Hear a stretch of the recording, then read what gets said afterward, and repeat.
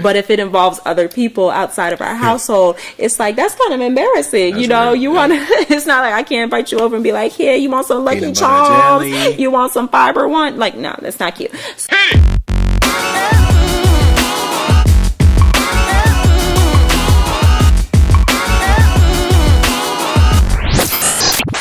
Yeah. So in wanting to get better together, and especially in one of the areas of finance here, we have a couple things that we feel like are going to help us and have helped us in the past, but things that we feel like are tangible tools to help us win continually in our financial situation. And so figure we would kind of share them and see what you guys think and how you guys feel like they can be helpful for you. First thing is money envelopes. Money envelopes. There's something to be said about telling your money where to go. You know, I heard a proverb. I don't know if it's a proverb, but it's a saying where it's like the best way to lease the to let go of the control money may have on you is to tell money where to go. And I feel like a part of that is literally as you budget to take physical cash, put it in envelopes, and then mark those envelopes. Eat out money, entertainment, groceries, because then guess what? Once all the money is gone out of that envelope, that's the end of your spending for that particular category, whether you do it bi-weekly or whether you do it for the month. And so money envelopes could be a huge tool that you could use. It's super simple, but again, it's something about helping us to model the right behavior. So for a lot of people, that's like physically seeing the cash, because I don't know what the stat is, but there's like, it's crazy numbers where it's like people have been proven to spend a whole lot more by swiping more than they ever would, as opposed to having that. Mindless, swiping. Whereas if you know when you get to the cash register and you literally only have a $20 bill to give, you're going to make sure that everything on that conveyor belt is essential, and because you don't want to be embarrassed, you know, like, and not have enough money. So it really, you know, does help. Yep. Very practical. Next thing, babe, will be what? What's another tool that we can use? Well, along with the money envelope thing, I'm not, money has a lot of germs on it. And so I'm not the biggest. Speaking of germaphobe, she eating her shoes like germaphobe. Well, she doesn't walk. I know. So it's okay. It's okay. It's only her shoe. My boo. So is a reloadable gift card. That's something that I want to incorporate. I haven't really. I think I've done it maybe one other time, but I want to do that to help me stay on track with spending and with keeping in the budget. Is so instead of, it's similar to the cash envelope system, but so I don't know if I'm just going to do one gift card for like everything that I would never necessarily put in the envelope, or if I will have maybe 2 or 3 different gift cards per, like, eat out money, one for groceries, or, you know, whatever. I'm not too sure how I'm going to do that, but I definitely want to try that, and I will report back to you guys and let you know. And if that's something you are interested in doing, definitely comment below and like this video, and you know, we'll be able to do that together. For sure. I think that's dope, because people, like, if you ever are in the drive-thru at Starbucks or at Target or whatever your grocery is, they always ask you, do you want the gift card back? Even after like your balance is like 2 cents, they always say, well, hey, do you want it back? It's crazy, because like as we were talking about that, it's like, what if you said right? And then I think it's and also, go back and then you actually go back and reload it. Yeah, and then for those of us who don't like carrying cash, I also think it's awesome, because it gives you the power of having a credit card or debit card, right? But it's literally linked to cash. You want to come here? Okay, come on. That's her way of getting my attention, grabbing all my clothes. So I think that's dope. And also, I was kind of over here laughing, because it's kind of like, literally, you know, if your gift card doesn't have as much money on it as you think, I think it's a humbling thing to get to the register and you want to buy that new blouse, or you want to buy that new gadget, and literally it's a like insufficient funds type of thing. That'll show you like, you don't have the money, I don't have the money, we don't have the money to do that, because it's tied to cash and not credit. Yeah. Next thing, boo, I think receipts, right? Yeah, so on the back end with your purchases, and just to keep you extra tight and right on making sure that you're staying on task and focused with your financial goals is to keep track of your receipts or your bank statement, depending on how you do spend, just knowing how much you've spent and do it. For us, it's not really realistic to say we'll do it weekly, but every 2 weeks, definitely, and for sure at minimum monthly, of looking at everything we've spent in those designated categories, and then seeing how much we spent so far in the first week and a half, 2 weeks in the month, to really know how much more we have left to spend. And that helps you plan. So it's like, if you know, for me, I always look at it too of like, I want to have money for if we're spending time with friends, or like if I'm going out and it's not just the two of us, and just the two of us, we have to think about if we're going out with family to eat or something. It's definitely more important to me to have enough money for that versus just like me and you.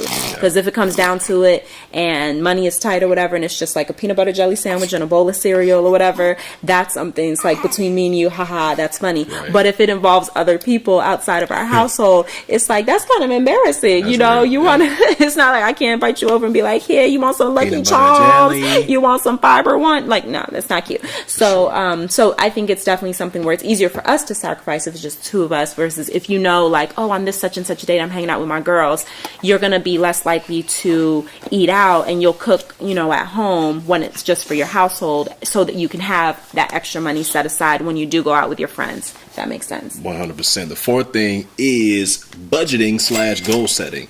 I think Yogi Berra, the Yankees Hall of Famer legend, said, if you aim for nothing, you will hit it every single time. And I think budgeting, goal setting is super important, because whenever you align yourself with the plan, and you align yourself with things on paper or in your phone or whatever the case is, but like you can physically see what you're aiming and what you're shooting for. There's something about that, because it has this power of pulling you towards that. Like, and then it's like, if you make a conscious choice like not to do it, then it's like you're very aware, like, wow, like that goal, that line item on the budget is staring me in my face, and I've actually fallen short of that, you know. And I think it reinforces the desire that we all have to conquer and to overcome. So budgeting and goal setting is huge. So whether you want to save up for that new couch at home, or whether you want to save up for that new TV, guys, or whatever the case is, to actually set it as a goal, as opposed to being, again, impulsive and not having a plan. I think that's how we all win in this particular area. So budgeting and goal setting will be another tool that you can use, again, to win in this area of finances. Yeah. And you can use the money envelope thing. I've heard this term recently, the sinking fund. So you can use money envelopes in a more longer term, reverse kind of way of, if you know, like, you have a goal to spend $1,000 on like new furniture, like every month putting money aside into that envelope until you reach $1,000, then you're like more focused, and you can kind of see the money building to be able to then have just kind of more, in a way, mental motivation of like, oh yeah, now we have the money and now we can go do it. And just keeps you very disciplined and very focused, once again, on your goals, versus just the instant gratification of financing it or putting it on a credit card. There you go. If you aim for nothing, you'll hit it every single time.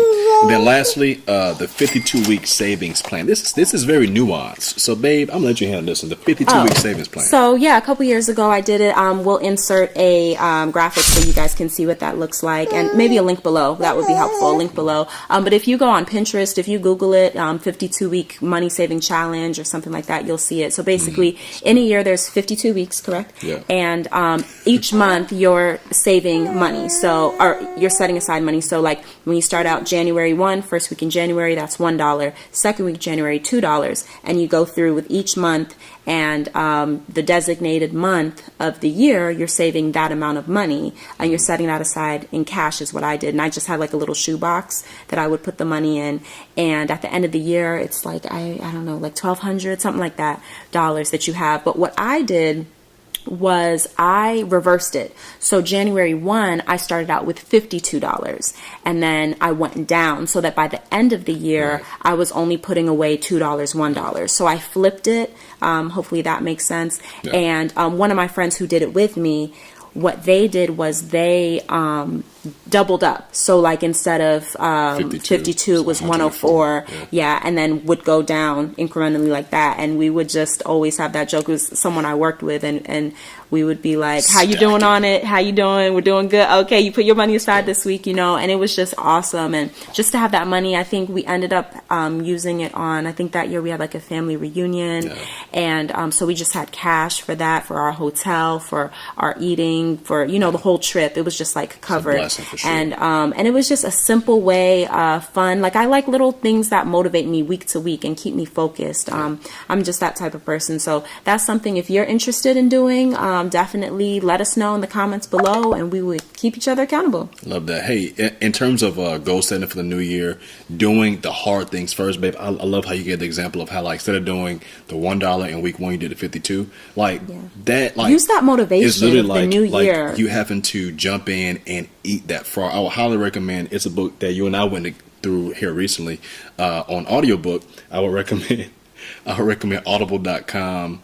If you guys listen, or if you learn by listening, or you can just get the hard copy. Brian Tracy wrote a book. It's called Eat That Frog. It's literally audio wise, I think it's like two hours to listen to. So instead of watching a movie or something, you can like literally sit down and listen to it. But he talks about the power of doing the hardest thing first. It's about goal setting. It's about writing down lists to really pretty much like prepare you to be more productive in life. So whether we're talking about finances or things around the house or things like working out, and that's another area that we're all seeking to get better in, together. Doing the hard thing first is super, super, super beneficial. But yeah, once again, love you guys so much. Thank you so much for tuning in. We appreciate you. So excited about the new year. As always, like, subscribe, and share. Hey, we'd love to hear from you. So comment below the video, or you can send us an email at familyforalifetime@gmail.com. Peace out.